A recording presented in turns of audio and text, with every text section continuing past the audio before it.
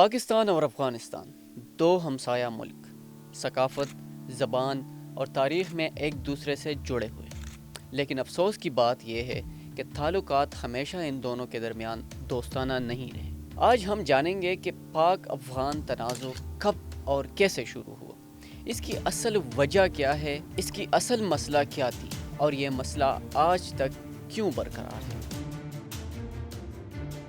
افغانستان 1800 کی دہائی میں روس اور برطانیہ کے درمیان گریٹ گریم کا مرکز بنا ہوا تھا۔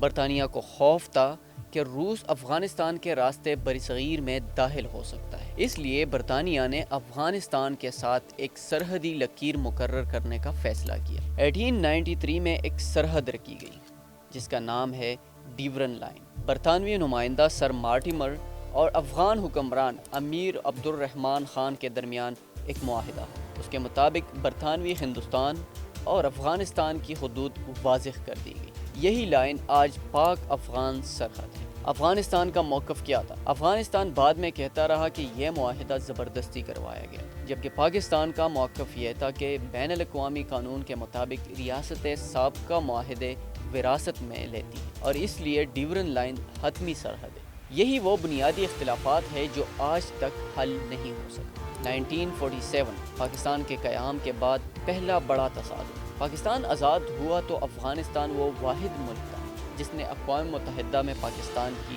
رکنیت کے خلاف ووٹ دی۔ وجوہات کیا تھے؟ ڈیورن لائن کا تنازع، قبائلی علاقوں اور خیبر پختونخوا پر تاریخی دعوے، پشتونستان کا مسئلہ۔ 1950 سے 1960 کی دہائی افغانستان کے کچھ حلقے یہ مطالبہ کرتے تھے کہ پاکستان کے پشتون علاقے الگ ہو یا افغانستان کے ساتھ ملے۔ پاکستان نے اسے ملک کی سلامیت کے خلاف سمجھا، جس سے کشیدگی بڑھ گئی۔ 1973 سے 1978 تک ان سالوں کے درمیان سیاسی بے چینی اور الزامات وہ یہ تھے۔ افغانستان میں سردار داور خان کی حکومت کے دوران پاکستان پر افغانستان کی داخلی معاملات میں مداخلت کے الزامات لگے۔ پاکستان کا موقف تھا کہ افغانستان پشتونستان کا مسئلہ اٹھا کر پاکستان کو غیر مستحکم کرنے کی کوشش کر رہا ہے۔ 1979 سے 1989 ان 10 سال کے دوران افغان جنگ اور تعلقات میں ایک نیا موڑ آیا۔ 1979 میں سوویت یونین نے افغانستان پر حملہ کیا۔ پاکستان دنیا کا سب سے اہم ملک بن گیا۔ لاکھوں افغان مہاجرین پاکستان آئے۔ عالمی طاقتیں پاکستان کے ذریعے افغان جنگ کو سپورٹ کرتی رہی۔ اسی دور سرحد عملی طور پر کھلی رہی اور کئی گروہ دونوں جانب سرگرم رہے۔ پھر آتے ہیں 1989 سے 1996 ان سالوں میں خانہ جنگی اور عدم استحکام یہ ایک لیول پہ پہنچ گیا۔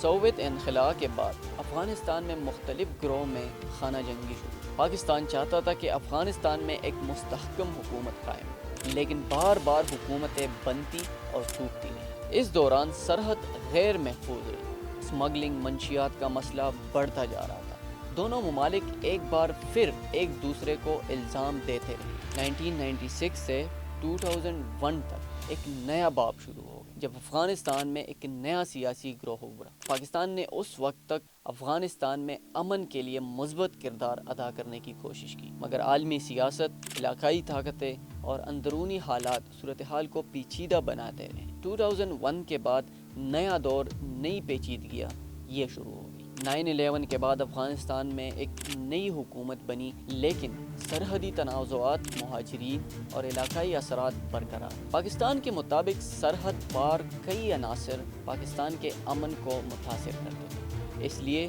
پاکستان نے سرحد مضبوط بنانے کے لیے اقدامات کیے۔ افغانستان کے موقف کے مطابق سرحدی انتظامات اور باڑھ کے مسائل لوگوں کو روزمرہ زندگی کو متاثر کرتے رہے۔ دونوں طرف شکوک و شعاب بڑھتے رہے۔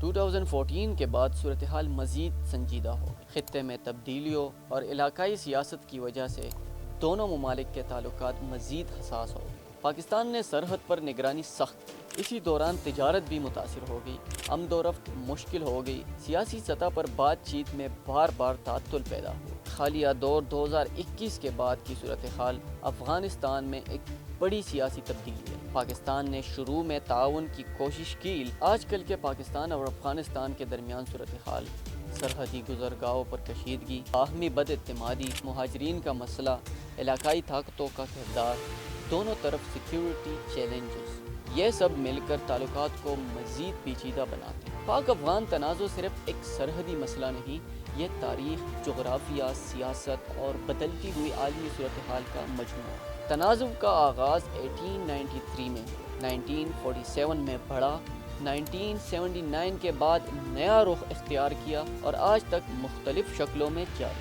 امن کی راہ تب ہی ممکن ہے جب دونوں ممالک مشترکہ مسائل کو سمجھے، سرحدی تعاون کو مضبوط کرے اور خطے میں پائیدار استحکام کے لیے مل کر کام کرے۔